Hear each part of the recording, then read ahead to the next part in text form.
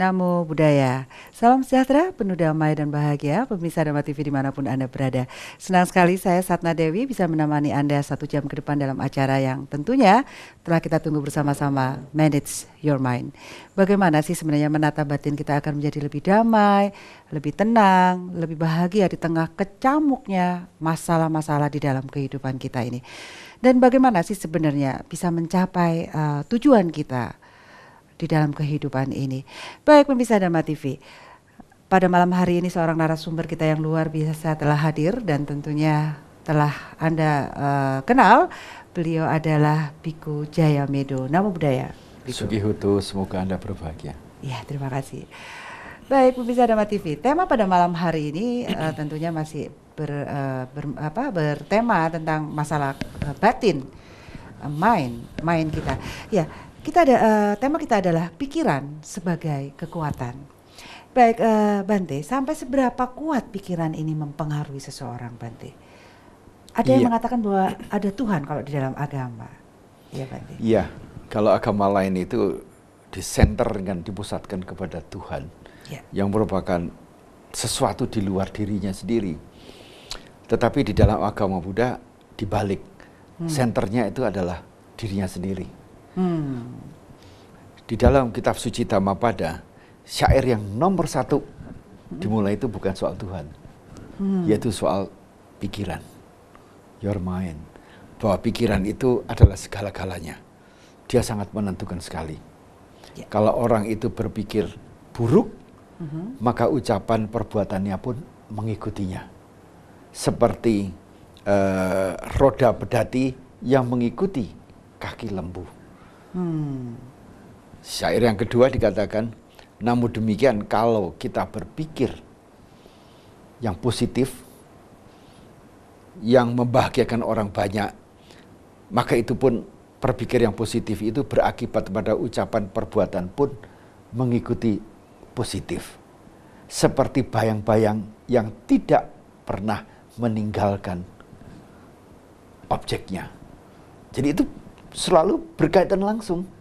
Sangat tidak mungkin saya berpikir positif, penuh kasih sayang, tapi kemudian kejam. Pasti ada unsur kekejaman yang ada di dalam mind kita. Oleh karena itulah maka Sang Buddha mengajarkan manage your mind. Perhatikan pikiran kamu, kendalikan pikiran kamu, arahkan pikiran kamu sebagai seorang ahli panah. Maka dia membuat anak panah kayunya juga harus hati-hati, besinya hati-hati, busurnya hati-hati, waktu menggunakan menarik hati-hati. Maka kalau itu dilakukan, maka panah itu, anak panah akan mengenai sasarannya secara tepat. Di situ lalu letaknya. Bahwa mungkin Anda pernah juga membaca buku The Secret. Nah, buku The Secret itu sangat populer. Tidak menyinggung mengenai ajaran Buddha, tapi isinya adalah berintikan ajaran Buddha itu sendiri. Yaitu apa? Manage your mind. Jadi kalau Anda mempunyai pikiran yang positif, arahkan positif terus secara fokus tiap hari sampai Anda menimbulkan passion, menimbulkan gairah, maka itu akan muncul. Bahwa itu akan terbukti tercapai. Tetapi kalau Anda berpikir penuh keraguan-raguan, maka kegagalan akan capai. Tetapi kalau Anda berpikir secara negatif, segala seperti sekarang ini, tiap kali pimpinan kita ngomong begitu tanggapannya negatif, tiap kali pemimpin ngomong begini ditanggapi negatif, maka dampaknya adalah semua menjadi keresah, lingkungan ikut meresah. Nah, pikiran ini memang licik, bahwa ada pikiran mind, ada pikiran yang positif, ada negatif, ada yang netral. Yang netral ini yang paling sulit, tidak positif, tidak negatif. Katanya, seperti apa sih pikiran yang tidak positif, tidak negatif? Itu seperti senyumnya seorang Buddha. Kalau saya senyum dengan seseorang, mesti punya niat ini. Punya mau ini, bisa mau niatnya baik, bisa tidak baik. Tapi the smile of the Buddha, senyumnya seorang Buddha, itu tidak mempunyai interest apa-apa. Ya. Nah, pikiran antara positif dan negatif, bahwa pikiran negatif ini jauh merajai. Jauh lebih berkuasa daripada pikiran-pikiran yang positif. Yang saya maksud dengan pikiran positif itu adalah pikiran-pikiran yang penuh dengan metta, kasih sayang, karuna, memaafkan, mesejahterakan orang banyak. Ini potensinya lebih kecil, lebih rendah. Ini yang negatif ini lebih berkuasa. Mengapa demikian? Karena manusia itu memang dari fitrahnya, dari sononya, itu memiliki akar-akar keburukan. Yaitu apa? Yang pertama akar loba, serakah, ingin menguasai, ingin selalu lebih. Apa lebih baik atau lebih buruk, itu selalu serakah. Nah, serakah itu temannya itu adalah kesombongan dan kecongkaan. Nah, itu adalah satu grup. Nah, kalau keserakahan, kesombongan, kecongkaan itu tidak terpenuhi, karena tidak mungkin keinginan itu selalu terpenuhi. Suatu saat ada yang terpenuhi 100%, tidak pernah 100 ya, ada yang 75 dan sebagainya. Maka muncul yang kedua namanya dosa dalam bahasa Pali, bukan dosa dalam bahasa Indonesia, berdosa sama Tuhan. Dosa itu artinya adalah kebencian, kemarahan, ketidaksenangan, pikiran-pikiran buruk. Ini selalu menjadi follower, menjadi pengikut. Jadi loba dulu, baru itu dosa. Mengapa loba dan dosa itu muncul? Karena ada kegelapan batin. Jadi salah mempunyai pandangan terhadap hidup dan kehidupan ini. Karena itu, untuk menghilangkan itu, to manage your mind, jadi pikiran itu, maka diperlukan adanya ajaran-ajaran, petuah-petuah, supaya orang itu mempunyai pandangan yang benar dulu. Kalau pandangannya itu sudah benar, maka akan terjadi pikirannya benar. Kalau pikirannya benar, ucapannya benar, perbuatannya benar, usahanya juga benar, mata pencariannya pun benar. Berhasil. Nah, mengapa sampai ini mata pencariannya benar? Karena didukung yang paling utama adalah perhatiannya yang benar dan konsentrasi samadinya juga benar. Ya, ini yang disebut sebagai 8 jalan jalan utama yang berunsur 8, bukan 8 jalan utama. Satu jalan, tetapi unsurnya ada 8 yang saling mendukung satu dengan yang lainnya. Nah, ini yang sangat kuat sekali. Mengapa di dalam ajaran Buddha itu, jagalah pikiran Anda, jagalah hati Anda. Hati ini sebenarnya adalah bagian daripada kesadaran. Ya, kesadaran bahwa kalau kita itu eling dan waspada, mempunyai eling terhadap, jangan dipikir ini ada lelucon yang baru, Bu. Eling dan waspada itu, kalau yang eling waspadanya Ronggo Warsito itu positif, tapi ada eling waspadanya yang negatif. Baru dengar di saya. Pasti. Itu eling waspadanya yang negatif, selalu eling barangnya orang lain, miliknya orang lain, pangkatnya orang lain, waspada. Kalau sewaktu-waktu gemeletak, tak saut itu. Oh, itu eling waspada juga ya? Nah, iya, tapi negatif. itu eling waspada yang negatif. Karena apa? Untuk merekuh keinginannya yang serakah tadi. Saya enggak punya barang ini, arlojinya ibu ketinggalan, atau HP-nya itu ketinggalan. Moga-moga lali itu. Begitu lali, ndang sautan. Nah, ini sebuah eling dan waspada yang sangat negatif. Nah, karena itulah maka di dalam ajaran Buddha itu, pandangan yang benar itu merupakan sentral mengapa kita harus banyak belajar. Belajar daripada, jangan hanya percaya. Karena Sang Buddha tidak mengajarkan, percayalah akan daku, maka aku selamatkan. Tidak. Dengarkan apa yang aku ajarkan. Cek and recheck. Buktikan bahwa apakah ajaran ini membahagiakan orang banyak. Makanya Ibu selalu mengatakan, semoga semua makhluk berbahagia. Yang didoakan semua makhluk. Orang tanya, apa setan didoakan? Di dalam agama Buddha, ya. Karena setan pun makhluk yang menderita, yang kalau perlu kita tolong. Kalau nggak bisa ditolong, ya urusamu. Oh, sama dengan kita semua. Kalau mau ditolong nggak mau, ya urusamu. Kamu harus menanggung risikonya. Tetapi kita tahu bahwa makhluk-makhluk yang rendah itu seringkali mereka itu juga ingin ditolong, ingin didoakan, ingin mendapatkan kedamaian. Karena akibat perbuatannya yang lampau dia menderita. Nah, inilah yang penting sekali bahwa peranan mindnya sangat penting. Sehingga di ajaran Buddha seringkali dikatakan sebagai religion of mind. Agama yang didasarkan atas pikiran. Pikiran dengan logika ini bedanya apa, Bante? Kalau logika lebih banyak kalau intelektualitas. Tetapi kalau mind itu berpikir itu ada kaitannya dengan tadi itu baik atau buruk, adil tidak adil, ya merugikan, menguntungkan orang banyak. Hal ini tidak hanya seringkali di dalam intelektualitas sama logika itu. Karena itu logika juga harus dibarengi dengan ya berasal semua dari pikiran. Semua itu asalnya dari pikiran. Ya, Anda lihat sendiri sekarang handphone itu macam-macam modelnya berubah terus. Karena siapa? Karena mind. Karena pikiran orang selalu berkembang, tidak ada suatu hambatan-hambatan ini dosa, ini tidak dosa lagi. Itu semua sudah berkembang. Ya, mengapa orang sampai ke bulan? Itu juga peranan daripada mind yang dimanifestasikan dalam bentuk teknologi. Tetapi sekarang Anda lihat bahwa dengan teknologi bisa berbuat macam-macam. Ada jantung dan sebagainya. Tapi tidak ada teknologi apapun juga di bumi ini yang bisa merubah orang menjadi orang yang baik. Menjadi merubah orang yang suci. Tidak ada. Hanya the teaching of mind yang bisa merubah orang menjadi orang suci atau orang pendosa. Teknologi tidak bisa menciptakan bayi yang akan lahir dan seterusnya menjadi. Tidak bisa lagi. Tidak bisa lagi.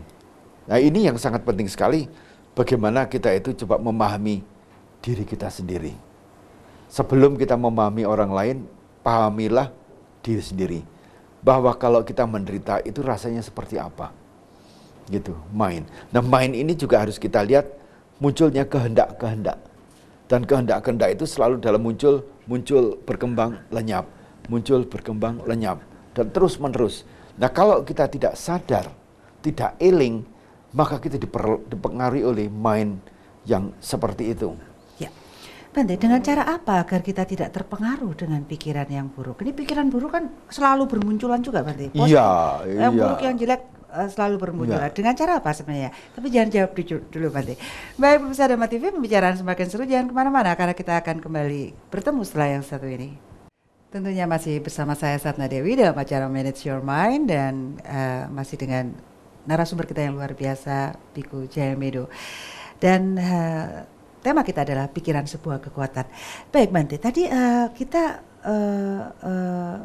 ada pertanyaan yang terpotong tadi. Dengan cara apa agar kita tidak terpengaruh dengan pikiran yang buruk? Karena pikiran ini buruk ini kan muncul terus, Bante. Menilai-nilai terus ini loh, Bante. Ya. Senangannya. Ada dua hal yang kita bisa lakukan. Pertama secara teori dulu lah. Ya. Ibaratnya anak sekolah belajar kimia, itu mulainya dari kelas H2 plus H plus H2O. 2O, H2O3, S dan sebagainya. Itu pakai teori. Logikanya benar. Bahwa benar enggak kalau kita mengalihkan pikiran dari negatif ke bahwa pikiran negatif selalu membuat kita menderita. Itu ditumbuhkan secara logika dulu, intelektualitas. Betul enggak kalau kita berpikir negatif itu merugikan kita. Di samping juga merugikan orang lain. Dua. Jadi kayak kita dan orang lain. Nomor satu ya kita dulu. Ya, bahwa saya kalau marah, kesel. Kalau saya serakah itu merugikan enggak? Selama orang itu tidak merasa bahwa serakah itu merugikan dirinya sendiri dan orang lain. Terus? Ya terus. Karena itu mengapa di dalam agama lain mengatakan Tuhan tidak mengubah nasib manusia kalau manusianya tidak mengubahnya. Betul. Ini inti daripada dharma. Bahwa orang itu harus disadarkan secara teori dulu. Coba lihat. Nah, benar enggak bahwa kalau saya merugikan orang lain itu membuat saya menderita? Ini dulu. Atau sebaliknya, kalau saya membuat happy orang lain, sejahtera orang lain, saya ikut happy. Ini tidak mudah. Ya. Ada orang yang mempunyai sifat-sifat suka menyakiti orang lain. Suka menyakiti binatang-binatang misalnya. Tidak berperi kemanusiaan terhadap binatang. Kalau terhadap binatang pun, wah ini sekarang hari binatang ya bulan ini katanya. Sayangilah binatang. Ya, bahwa kita senang melihat burung yang kita kurung untuk berkicau. Ya, kita senang menghadapi binatang yang kita kurung. Ya, karena belangnya, karena warnanya. Selama itu masih ada dalam pikiran itu, susah. Dan seringkali kita juga mati juga dalam penderitaan. Jadi secara teoritis dulu kita belajar. Jadi membuat perasaan dan pikiran kita menjadi lebih sensitif. Bahwa kita itu merugikan orang lain itu adalah sama dengan merugikan kita sendiri. Tetapi kalau kita membahagiakan orang lain, melihat orang lain mukanya bersinar-sinar, membuat saya happy. Yeah. Tetapi selama orang itu masih melihat bahwa kalau saya merugikan orang lain, orang itu nangis, merasa malah itu senang. I am the great, I am powerful. Agak berat. Karena itu di dalam Dharma. Cobalah kamu duduk sejenak. See yourself as it is. Lihatlah dirimu sendiri seperti apa adanya. Coba gambarkan. Ya, kalau saya membunuh sapi, sapi teriak-teriak, terbunuh, kemudian meronta-ronta. Andaikan saya jadi sapi, kalau saya perlakukan begitu, apa mau? Apa suka? Kita perhatikan dengan saksama bagaimana sapi, babi, dan sebagainya kalau ada upacara-upacara adat itu ya. Kita lihat, kita tumbuhkan sensitivitas. Seandainya saya itu jadi makhluk itu, seperti apa? Tapi ada yang orang menutup diri, lah itu kan sudah ciptaan Tuhan. Memang nasibnya begitu, ya biarin aja dia begitu. Tidak akan berhasil. Tapi kalau saya menempatkan dia, maka timbul. Karena itulah maka ada ajaran yang disebut sebagai Tattwam Asi. Yaitu, Anda adalah saya adalah Anda. Karena itu mengapa di salah Buddhis itu begini. Ya. Bukan begini. Mengapa salamnya begini? You are in my heart. Seperti orang Sunda kan, tangannya gini kan menyentuh, baru dimasuk. You are in my heart. Anda itu ada di dalam diri saya sendiri. Ya, bukan salah, bukan cium kiri, cium kanan. Itu kan gaya baru. Tidak, Timur Tengah. Oh iya ya. Laki dengan laki cium. Tapi kalau di Belanda cium, laki dengan laki cium, awas, bahaya. Oh bahaya, ada sesuatu. Di Belanda. Kalau di budaya Timur Tengah, itu tanda keakraban. Tapi kalau Sunda lihat begini ya, begini dulu kan hormat, I respect you, saya hormat Anda. Baru mulai disentuh ujungnya di sini, baru taruh di sini. You are in my heart. Anda itu di dalam diri saya. Ini yang disebut sebagai ajaran Tattwam Asi dari di India. Anda itu ada di dalam diri saya. Kalau Anda menderita, saya ikut menderita. Kalau Anda happy, saya pun akan happy. Nah ini ditumbuhkan melalui teori. Tetapi ini pun harus kemudian dipraktekkan. Dipraktekkan melalui mana? Pertama adalah praktek melalui berdana. Coba kalau saya memberi, lihat nggak mukanya dia, happy nggak? Kalau saya senyum, kalau orang menyeberang jalan, saya ngerem sebentar, kemudian saya tersenyum, saya begini. Ada nggak orang itu kemudian tangannya ngepel? Nggak ada, terus begini dia. Oh, happy. Kita buktikan kecil-kecil bahwa kalau saya memberi berdana kecil-kecil yang tidak pakai uang saja, tidak pakai barang, sudah membuat orang itu happy. Kenapa nggak kita lihat yang besar? Ya. Nah, dengan cara begitu, maka kita bisa menciptakan pikiran-pikiran bahwa saya itu harus membuat orang lain itu happy. Pengusaha melihat karyawannya happy nggak? Sekarang mengapa terjadinya pemogokan, kerusuhan? Karena pengusaha tidak menganggap karyawan itu adalah bagian dari tubuhnya dia. Betul. Bagaimana mensejahterakan karyawan seperti perusahaan ini mensejahterakan pemegang sahamnya. Nah kalau pada waktu saya dulu bekerja, saya coba konsep ini saya perlakukan. Saya mensejahterakan karyawan seperti perusahaan ini mensejahterakan pemodalnya. Jadi ada keseimbangan. Ya. Nah kalau ini bisa terjadi, happy itu ada di dalam perusahaan itu. Selama saya memegang puluhan tahun di perusahaan, tidak ada pemogokan. Semua masalah, ayo kita bicarakan. Jangan kalau pengusaha senang, diumpetin. Kalau pengusaha susah, diomongkan. Nah, ini juga tidak. Kan begitu memang manusia, Bante. Betul, manusia normal yang tidak normal. Betul. Manusia normal, tapi dia tidak normal. Padahal kalau karyawan sejahtera, happy semua, perusahaan juga meningkat harusnya ya. Untuk hal ini juga diperlukan tadi seperti kita katakan bahwa dengan melakukan meditasi, kita coba menempatkan diri pada orang lain. Ya. Kalau kita bisa menempatkan diri pada orang lain, bahwa orang lain itu juga ingin kasih sayang, bahwa orang lain itu ingin happy, orang lain itu ingin peaceful, damai, ya, bahwa orang lain itu ingin hidupnya sejahtera. Kita tempatkan kalau saya jadi dia itu seperti apa. Ya. Dengan meditasi, maka kita akan menjadi lebih sensitif. Barulah kita tempatkan itu ke dalam diri saya sendiri. Karena itulah mengapa bahwa kita itu harus berbuat baik kepada orang lain. Sebab dengan berbuat baik dan bajik kepada orang lain, akibatnya adalah, yang pertama adalah saya akan disukai orang. Ya. Kedua, saya akan dihormati orang. Yang ketiga adalah saya akan punya banyak sahabat. Kalau saya punya banyak sahabat, dihargai orang, saya dipercaya orang. Kalau saya dipercaya orang, ya rezeki saya akan jalan terus. Ini adalah merupakan satu komponen daripada kebajikan yang kita tanam di dalam dunia bisnis. Dunia apa saja. Dunia kampanye, Bante, tak kasih duit yang milih. Betul. Tapi setelah itu ada buktinya, tidak. Nah, itu pada akhirnya orang itu kan ada yang disebut sebagai komitmen, bukan komat kamit. Ya, komat kamit itu omongan yang tidak cocok dengan follow up-nya kepada pelaksanaannya. Yang ada adalah komitmen itu, apa yang saya ucapkan itulah yang saya laksanakan. Tetapi kalau saya tidak bisa laksanakan, saya jadi terangkan kembali. Ini loh, saya tidak bisa melaksanakan apa yang saya janjikan karena ada faktor-faktor di luar kekuasaan saya. Bukan faktor-faktor yang ada di dalam diri saya. Anak komitmen ini. Nah, kalau itu komit, janjinya waktu kampanye beda dengan pelaksanaannya hari-hari. Karena komitmen ini menumbuhkan apa? Kepercayaan. Ya. Kepercayaan ini adalah sangat-sangat berharga dan harus kita pertahankan. Ya. Dengan apa saja. Kalau perlu, saya kehilangan uang. Karena itu orang Jawa juga mempunyai suatu pepatah yang mengatakan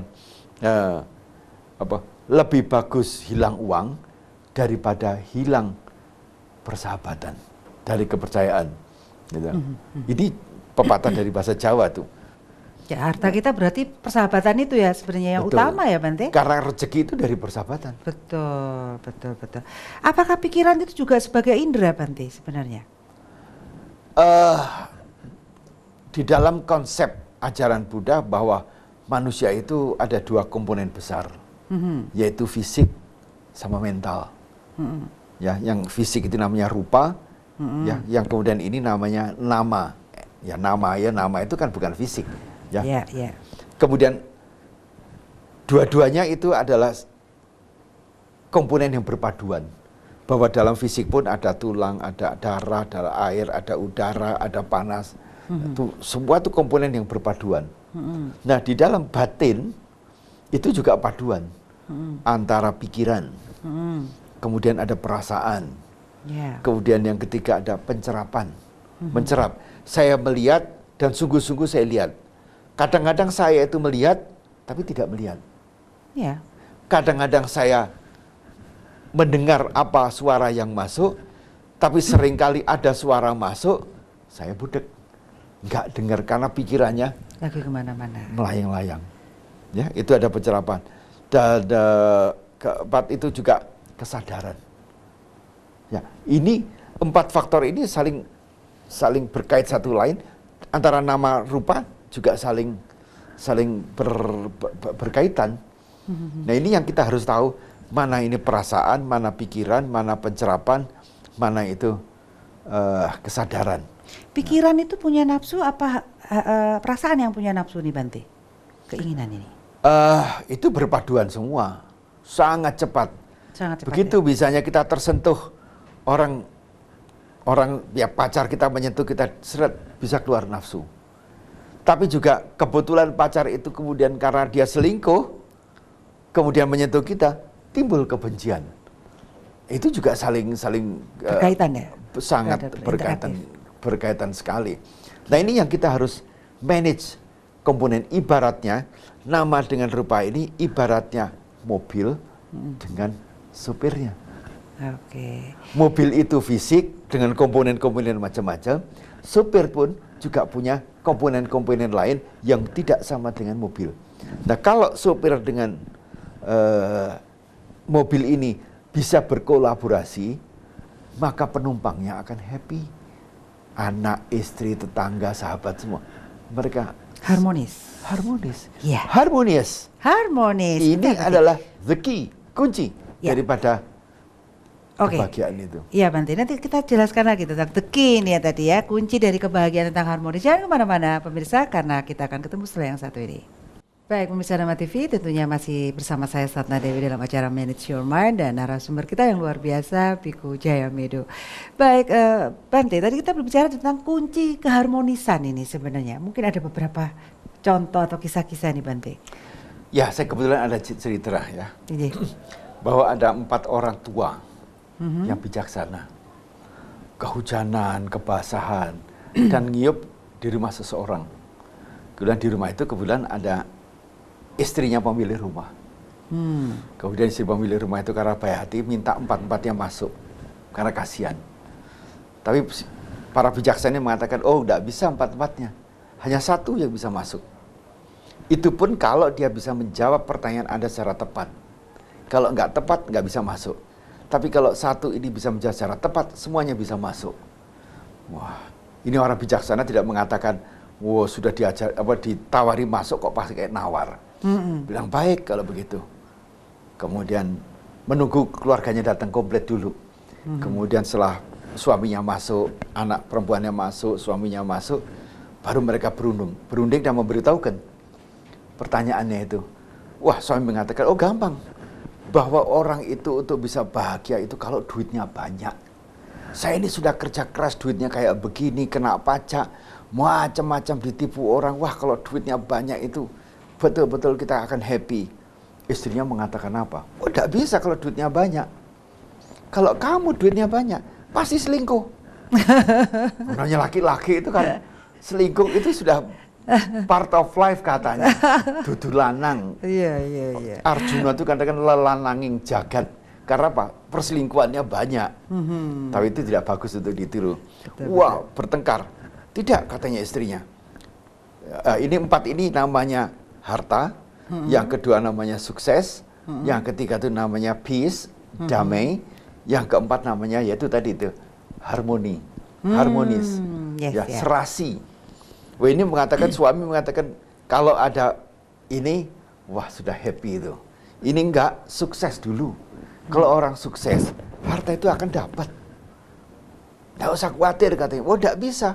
Bertengkar ini dua-duanya. Harta, sukses. Akhirnya rumah itu bising. Anak perempuan dia mengatakan, Pak, Bu, diam. Capek saya mendengar berkelayan bapak ibu ini. Yang tadi katanya. Jadi apa? Jadi kamu ingin apa? Saya ingin bapak ibu itu damai. Baru rumah itu ada kedamaian. Kalau rumah itu ada kedamaian, itulah namanya bahagia.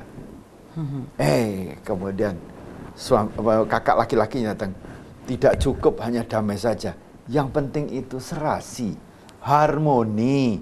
Kalau harmoni itu ada saling mendukung, saling mengisi. Yang bahasa Sundanya itu silih asih, silih asah, silih asuh. Barulah itu. Jadi bagaimana? Semua setuju. Harmoni inilah yang kita mengatakan kunci kebahagiaan dalam suatu keluarga, di dalam suatu kelompok masyarakat.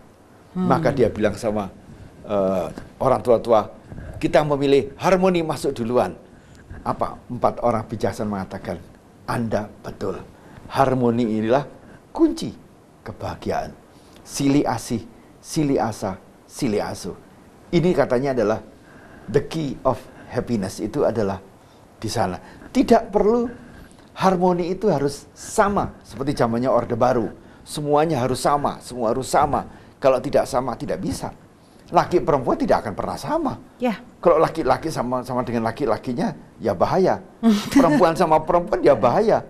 Dua-duanya mempunyai bahwa perbedaan itu pun indah. Merah dan putih indah. Belanda punya merah, putih, biru indah.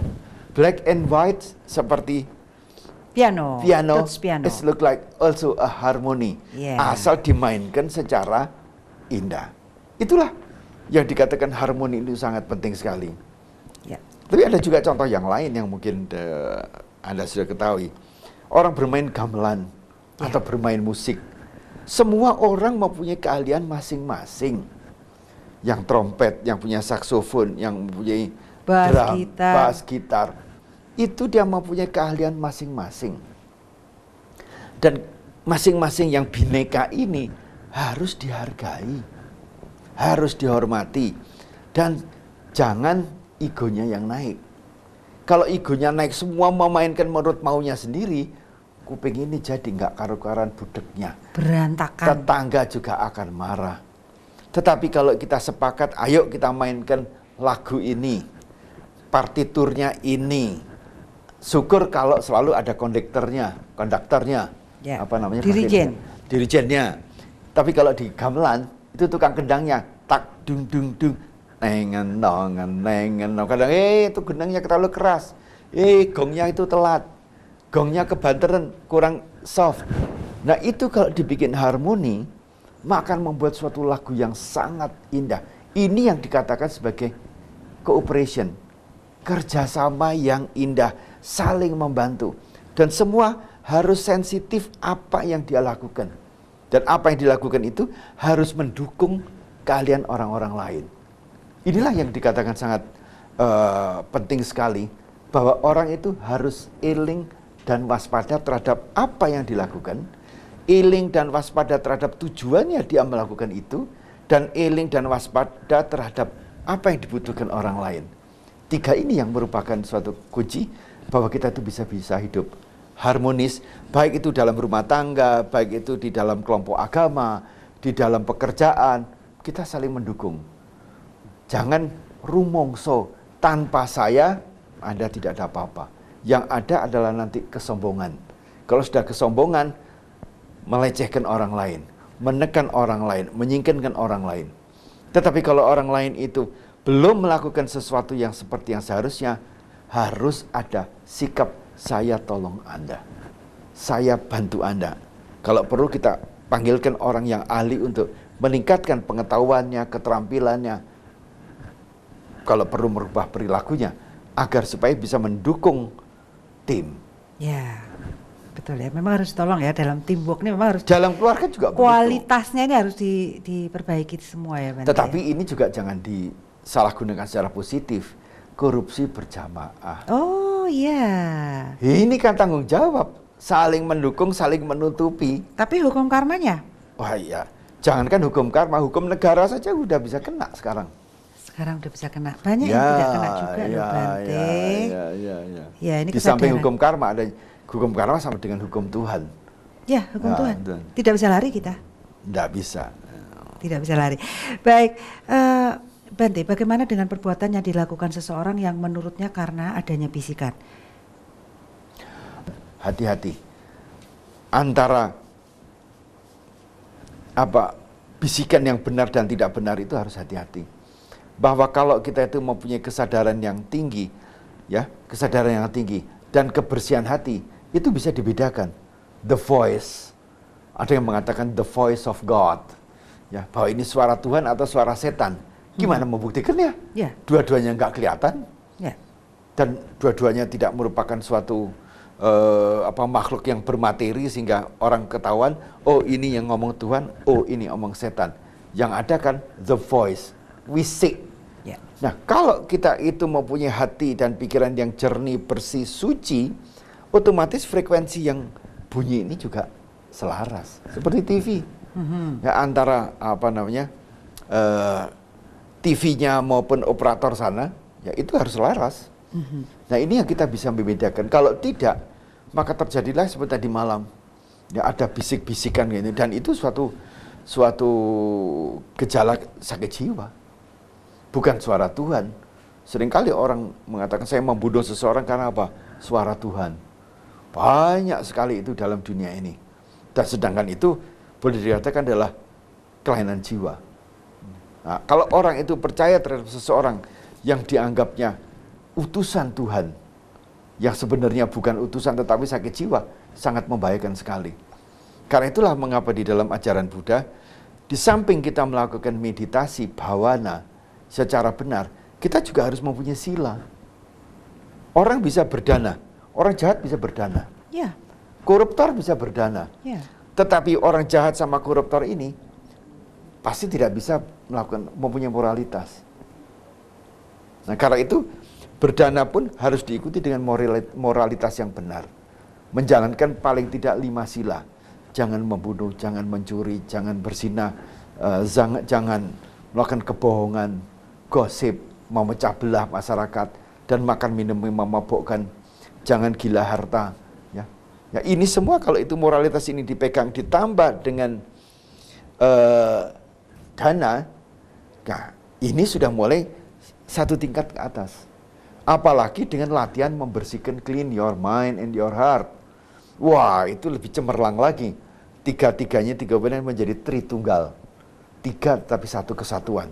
Ya. Dengan pikiran yang jernih, bersih, dilandasi oleh sila, ini akan menjadi, kalau ada suara itu, pasti suara yang selaras dengan kebaikan dan kebajikan itu. Ya, seberapa penting sih sebenarnya Bante kebahagiaan ini? Karena banyak yang saya tanya Bante ini ya. Sebenarnya orang itu hidup mau apa sih tujuannya bahagia? Masih ada yang bengong. Tujuannya apa ya wong urip ya? Ternyata bahagia itu masih mungkin urutan keberapa. Mereka nggak ngerti, nggak paham. Untuk apa sih Bante kebahagiaan ini sebenarnya? Memang kalau orang merasa. Ya Bante, tapi jangan dijawab dulu Bante ya. Iya. Baik. Pemirsa Dharma TV, pembicaraan semakin seru karena pertanyaan ini adalah pertanyaan yang sering kali dengan bingung kalau saya tanyakan kepada seseorang. Baik, kita akan ketemu setelah yang satu ini. Baik pemirsa, kita berada di segmen terakhir di acara Manage Your Mind ini. Ya, Bante tadi kita berbicara tentang apakah kebahagiaan ini penting sih sebenarnya Bante? Karena banyak sekali dari kita kalau kita tanya apa sih tujuanmu hidup? Pasti bengong. Terus apakah tujuan hidupmu itu kebahagiaan? Bingung lagi Bante. Apa? Seperti itu. Seberapa penting zona bahagia ini? Zona ini Bante. Kalau kita balik, kalau Anda tanya seberapa jauh pentingnya zona bahagia, kita balik lagi. Kalau Anda merasa tidak bahagia, enak enggak? Kalau dikatakan saya bahagia itu karena punya uang banyak, ya, berarti hanya orang kaya yang boleh bahagia. Biku tidak boleh bahagia. Oh, nggak punya apa-apa, nggak punya kekayaan, bajunya cuma satu, sandal cuma satu. Yang satu coba punya sandal, punya sepatu begitu banyaknya. 300 koleksi. 300, belum gaunnya, belum tasnya. Apa dia bahagia? Tidak.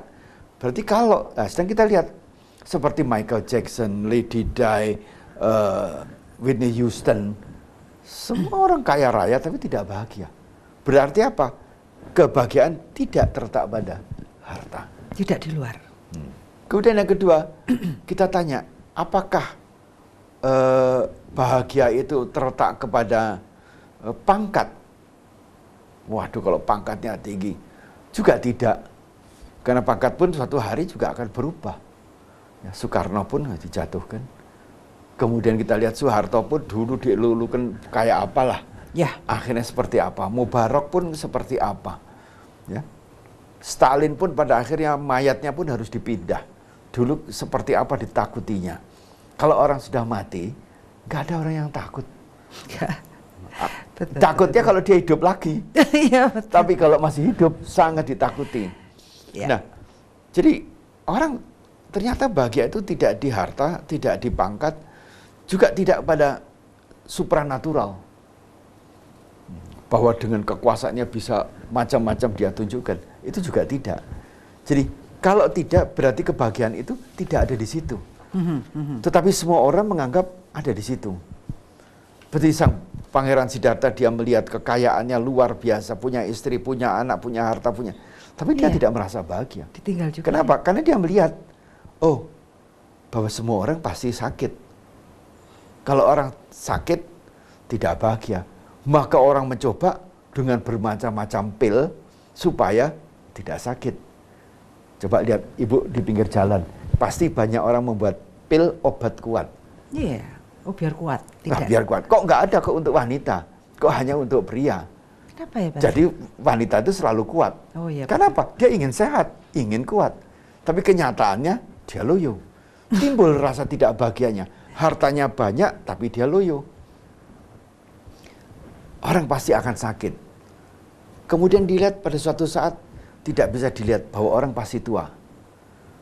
mulailah pergi ke salon, ditarik ke kiri, tarik ke kanan, tarik rambutnya palsu, giginya palsu, ya, bulu matanya palsu.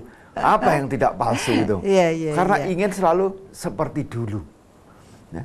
Itu pun bahwa orang tua akan sakit dan pada akhirnya akan ada kematian lebih berat lagi. Jadi di mana letaknya kebahagiaan? Inilah rahasia hidup, bahwa dalam banyak bentuknya kekayaan, pada akhirnya tidak ada yang memuaskan. Nah, Sang Buddha pada waktu itulah Siddhartha mencari coba obat bahagia. Ternyata obat bahagia itu tidak di sana. Bahwa obat bahagia itu adalah kepuasan, santuti.